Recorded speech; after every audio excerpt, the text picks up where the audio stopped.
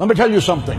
When you walk through these doors and you lift your hands to pray, I want you to remember that you are talking to Almighty, all-knowing, all-powerful God, the creator of heaven and earth. The blast of his nostrils can split the cedars of Lebanon. He holds the seven seas in the palms of his hand. He weighs the mountains in a scale and the hills in the balance. You can ask him for things so staggering, so big, that God slides out of his chair and sits on the edge and says to the angels, "Did you hear what he said?" Ask him, ask him, ask him for things that are impossible, because with God nothing is impossible. Ask him to defeat the giants in your life, because our God is a giant killer. Ask him to divide the sea before you and to bury Pharaoh and watch him turn your enemies into fish food. Ask him to send fire from heaven as he did for Elijah, and he will. Ask him to walk with you in the fire of the fiery furnace and be the fourth man in the fire,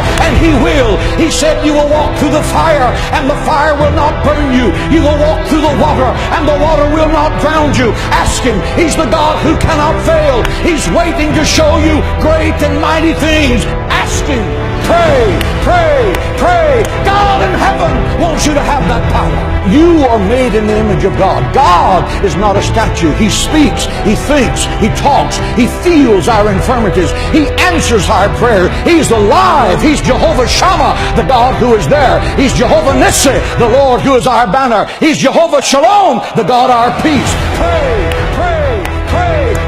God is in heaven saying, what do you need? Do you need healing? Ask in faith, believing, and I will give it. Do you need supernatural wisdom to make a tough decision? Ask of me, and I will lead you in paths of righteousness for your name's sake. Do you need peace that surpasses understanding? Ask, ask, ask, for nothing is impossible to those that believe. No good thing will he withhold from those that diligently seek him. Do you need the impossible? Then open your mouth.